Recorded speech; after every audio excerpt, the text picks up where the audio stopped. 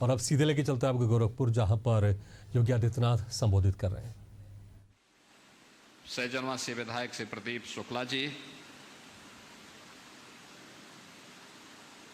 मदन मोहन मालवीय प्रौद्योगिकी विश्वविद्यालय के कुलपति प्रोफेसर जेपी सैनी जी, महायोगी गोरखनाथ विश्वविद्यालय के कुलपति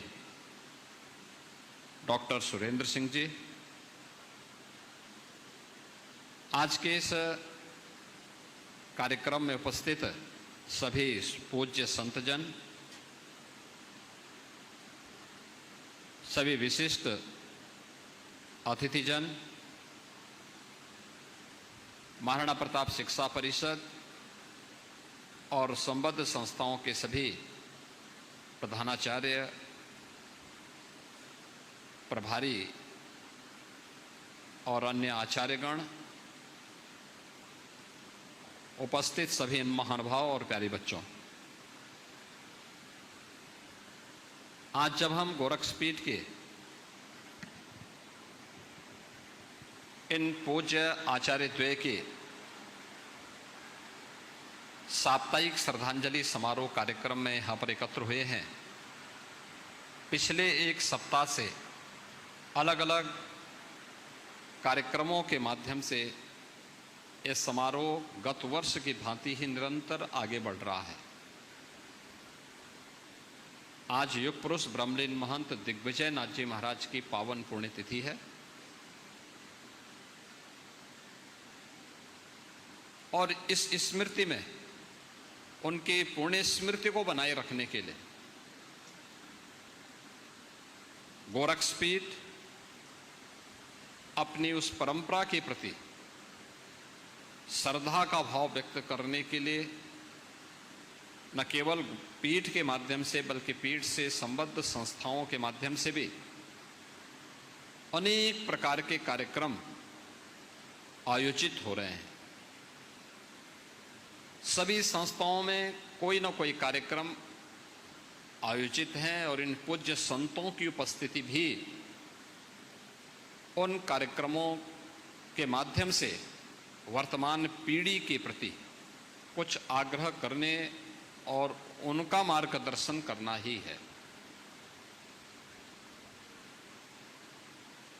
इन सब के पीछे का उद्देश्य भी एक ही है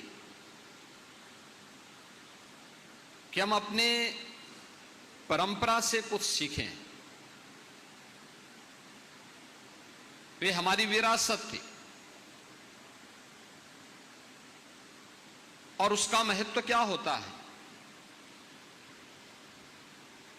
जब हम भारत की बात करते हैं तो दुनिया का सबसे प्राचीन विश्वविद्यालय तक्षशिला, ये वर्तमान में पाकिस्तान के अंदर वह क्षेत्र पड़ता है। मर्यादा पुरुषोत्तम भगवान श्री राम के अनुज भरत के पुत्र के नाम पर, उनके पुत्र तक्ष के नाम पर तक्षशिला पड़ा है और तक्षशिला में दुनिया का सबसे पहला मान्य विश्वविद्यालय था। ये वही विश्वविद्यालय है जिसने पाणिनि के व्याकरण को इसी विश्वविद्यालय से वो आगे बढ़ा।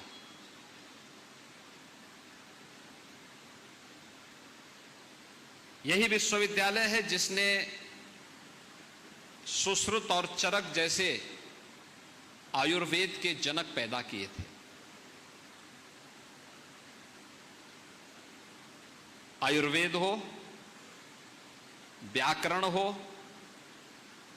अर्थशास्त्र हो, राजनीतिक शास्त्र हो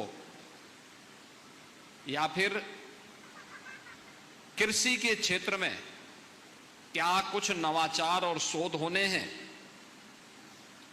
इन सब का दुनिया का प्राचीनतम विश्वविद्यालय तक्षशिला उसका एक केंद्र हुआ करता था। कहते हैं वहां पर उसी विश्वविद्यालय के एक स्नातक के रूप में विश्व प्रसिद्ध आयुर्वेद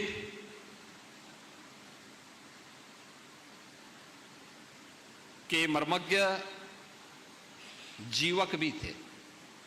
जब वे अध्ययन कर रहे थे, कई वर्षों तक उन्होंने उस विश्वविद्यालय में वहां के योग्य आचार्यों के सानिध्य में आयुर्वेद की शिक्षा ली।